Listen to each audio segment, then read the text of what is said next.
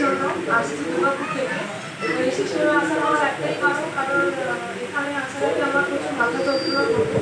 তো আমি পড়াশোনা করতাম, সেখানে পড়াশোনা করতে মাথা যন্ত্রণা করে প্রাথমিক থেকে কলকাতা, উড়িষ্যা, যাই হোক না কেন সেখান থেকে আমি প্রচুর ডাক্তার দেখিয়েছি এবং সেখান থেকে রিপোর্টও করিয়েছি।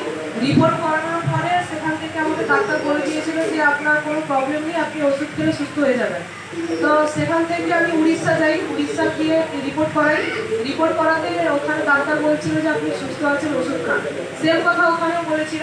তো 6 মাস পরে ওখানে যেতে বলেছিল। 6 মাস পরে যখন আমি ওখানে চেক আপ করাতে যাই তখন ওখানে ডাক্তার বলে দিয়েছিল যে আপনার মধ্যে টিউমার আছে, আপনাকে অপারেশন করাতে হবে। তো বাড়ির লোক সেই ভেবে অপারেশন করায়নি, কারণ অপারেশন করালে ওখান থেকে অনেক ইনফেকশন হতে পারে।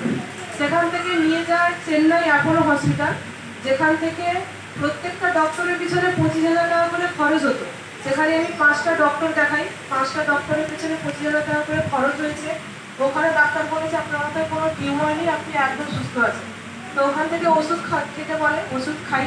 ওষুধ খাওয়ার পরে যখন 6 মাস পরে আবার ওখানে যাই টেস্ট করানোর জন্য, ওখানে বলে যে আপনি ওষুধ ছাড়াই সুস্থ থাকবেন। তো ওখান থেকে 6 মাসের পর আমার বাড়ি পাঠিয়ে দেয়। এসে আমার মনে হয়েছিল যে হ্যাঁ আমি সুস্থ আছি, আমি নিজেই ফিল করতে পারছিলাম, মাথা যন্ত্রণা কমে গেছিল। তো 1 মাস পরে আমি এতটা পরিমাণে মাথা যন্ত্রণা হয় যে আমি বিছানা সজ্জা হয়ে যাই। একটা মানুষ প্যারালাইসিস হয়ে গেলে ঠিক যেভাবে বিছানাতে পড়ে যায়, আমি ঠিক সেভাবেই হয়ে গেছিলাম। না উঠতে পারতাম, খেতে পারতাম, কিছুই করতে পারতাম না। এত পরিমাণে ডবল হয়ে গেছিল, যেভাবে হতো তার থেকে ডবল হয়ে গেছিল আমার মাথা যন্ত্রণা। তো সেখান থেকে টোটাল আমি অ্যালোপ্যাথি জগতে 7 লক্ষ টাকা খরচ করেছি। 7 লক্ষ টাকা খরচ করার পরেও কিন্তু আমি সেখান থেকে সুস্থ হতে পারিনি।